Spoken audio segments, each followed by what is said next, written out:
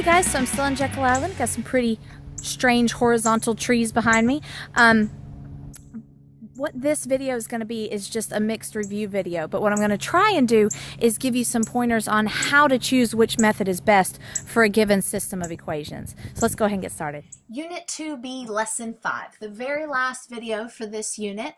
It was a short one, we know, but in this lesson we're going to be talking about just mixed review. So we didn't strictly need a video for this, but there were a couple of pointers I wanted to give you on how to choose which method to use, because I make no bones about the fact that substitution is my favorite. Mr. Thomas Wick says elimination is his favorite, but that still doesn't mean that I'm always going to use substitution or that he's always going to use elimination. So I wanted to give you sort of some pointers on how to choose which one's going to be best. So our three methods are graphing. They need to be written in y equals mx plus b so that you can graph them. Substitution, which is where one or both of your variables needs to be isolated, or elimination, where you need to line them up and look for coefficients that can be added to eliminate. So when I look at this equation, or this system of equations, the first thing I notice is that y is already isolated. So without even thinking about it, I'm immediately going to go to substitution because it just seems obvious. I know what y equals, so why wouldn't I go ahead and substitute that in for this y right here? So then I would have negative 4x plus 3 times 2x minus 7 is equal to 2. And then I'm going to solve. So 3 times 2x and 3 times negative 7. This negative 4x is still there. 3 times 2 is 6x. 3 times negative 7 is negative 21. And I've got that 2. When I combine my like terms, negative 4x plus 6x is positive 2x minus 21. That equals 2. And I'm going to add 21 to both sides, which leaves me with 2x equals 23. When I divide by 2, I get x equals 23 divided by 2 is going to be 11.5 or 11 and a half.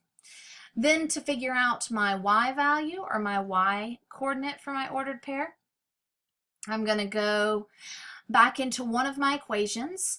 I like to, if I've got y already solved or already isolated in one of my equations, I like to use that to plug in. So I'm going to put 11.5 instead of x. 2 times 11.5 is 23. I know that because that's what I used to get my division right here. Minus 7, and 23 minus 7 is equal to 16. So then my solution is the ordered pair 11.5, 16. All right, so that wasn't too bad. I knew to use substitution because it was already there. I could have used elimination. I just would have had to subtract this 2x over to this side so that I could line everything up and then try and get some matching coefficients. But why bother with that when it's clearly already set up for substitution? Over here, I could use substitution. I could solve for y or solve for x and try to isolate one of those variables so that I could plug in. But what I notice when I look at this is that this negative 4 could very easily be paired up with this 2x if I just multiply by 2. Now I'm going to have positive 4 and negative 4, and it's going to work out perfectly.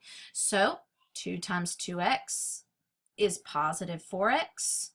2 times 3y is positive 6y, and 2 times 2 is 4.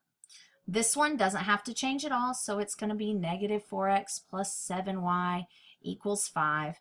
And when I add those, 4x and negative 4x really quickly go to 0. 6y plus 7y is 13y, and 4 plus 5 equals 9. Now, we did not give pretty ones here at all, because when I divide by 13, I get 9/13, which is a crazy decimal. So I'm going to leave that as a fraction, even though that's not going to be fun here in a minute. So now I'm going to plug this in for one of my equations. Doesn't matter which one. This is going to be ugly. So 2x plus 3 times 9/13. I'm plugging it in for this y right here. and that equals 2. So 2x equals 3, plus 3 times, I'm going to put a 1 under this, and 3 times 9 is 27. 1 times 13 is 13, and I still have 2. Now I'm going to subtract 27/13. Ugh. And subtract 27/13. That leaves me with 2x on this side. Over here, 2 minus 27/13 is going to be negative 1/13, I believe, because let me just come over here and do some scratch work. If I want to make this have a 13 on the bottom, then I would need to multiply by 13 over 13, which is going to be 26/13. And if I subtract 27/13 from that, yeah, I get negative 1/13.